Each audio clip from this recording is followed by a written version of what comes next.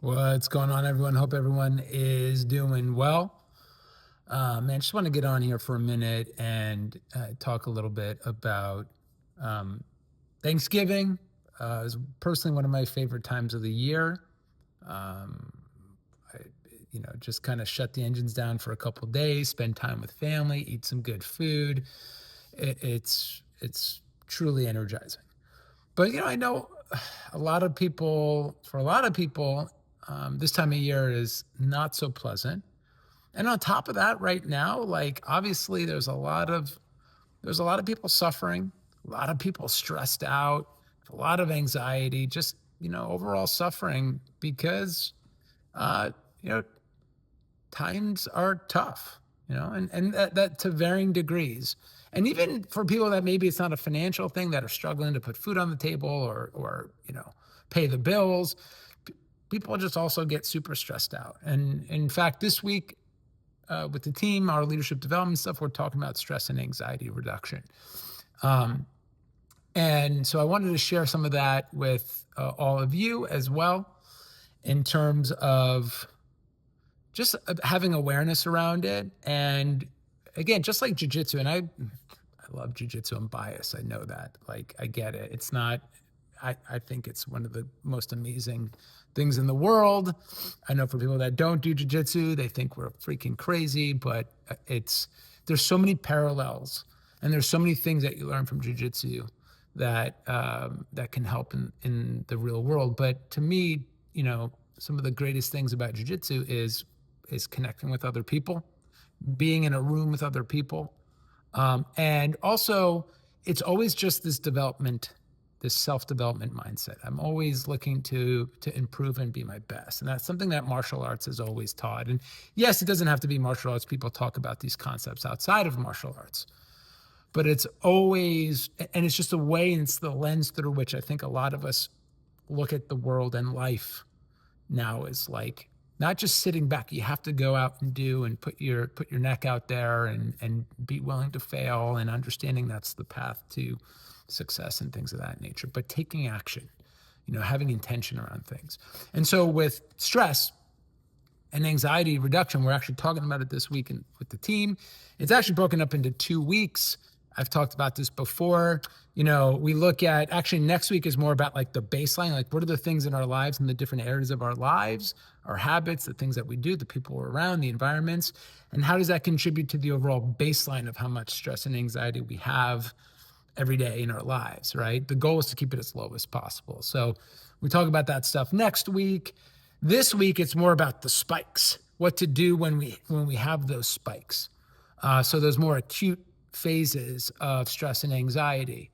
And so for anyone that's watching this, just, simple education as well about, we know that stress is good. It's an adaptive response.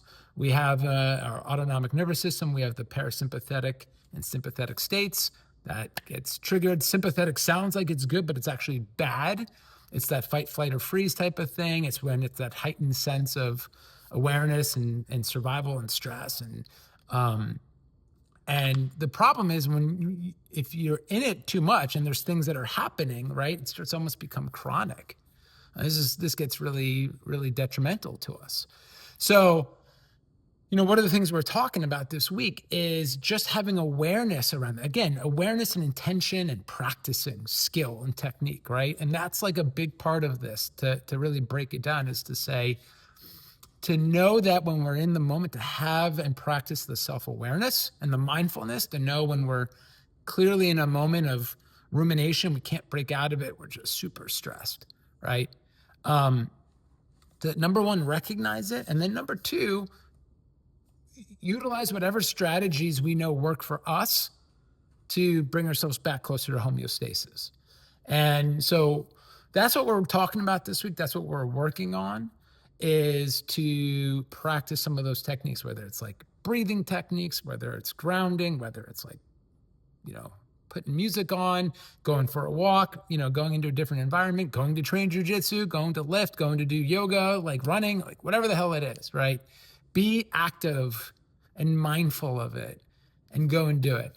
The other thing I think is always important, and I think this is like, and it's cool because it's pulled back to our DNA, into like our primitive instincts or primal instincts, is you're not alone. Like knowing you're not alone. In fact, research also shows like when people are doing hard things, challenging things, their stress levels are lower when they're doing it with other people.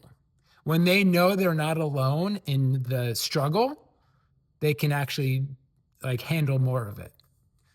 And again, I think that's tied to like our like whatever, whether it's the DNA, that we thrive in packs. We're meant to be in packs. We're meant to live in packs.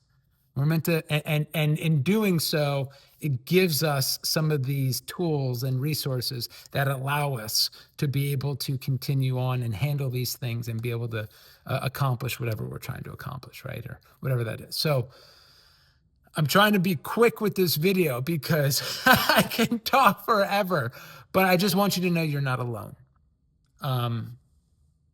You're not alone. We're all going through different things. Everyone's going through things that we can't see, but you're not alone. Even if you just hear that from me, right? Like I'm rooting for you. I love you. You're like, Mike, you don't even know me. Trust me, I don't care. I want everyone to thrive, and I want people to know that you got at least one person that's rooting for you. I'm here, man. And like, look, I'm no savior or nothing. I'm not trying to claim to be one. I'll take help from people too. Like I go through shit too, right? And but that's what it is. This is what a well-functioning society, in my opinion, a well-functioning pack is. We take care of one another, right? We protect one another. We look out for one another. We support one another. This is brotherhood and sisterhood. That's one of the core values of Gracie Baja too, that I love so much. Is that, man, like we're here to support one another. We're here to grow and thrive together. You know, we have our own individual goals, but we have collective goals too. I wish our country, you know, understood and remembered that at the end of the day, right? And I'm not getting into politics, trust me. But at least here, like, just know I'm rooting for you. And so I think that's the two part of when we deal with these things is one is, man, I hear you. I know a lot of people are going through a lot of difficult times. Some are okay, but some are not. And to know that you're not alone, know that I'm rooting for you. I'm here for you if you want to connect. And then the second part, this is the part that I love about it, is let's put some action behind what we're feeling.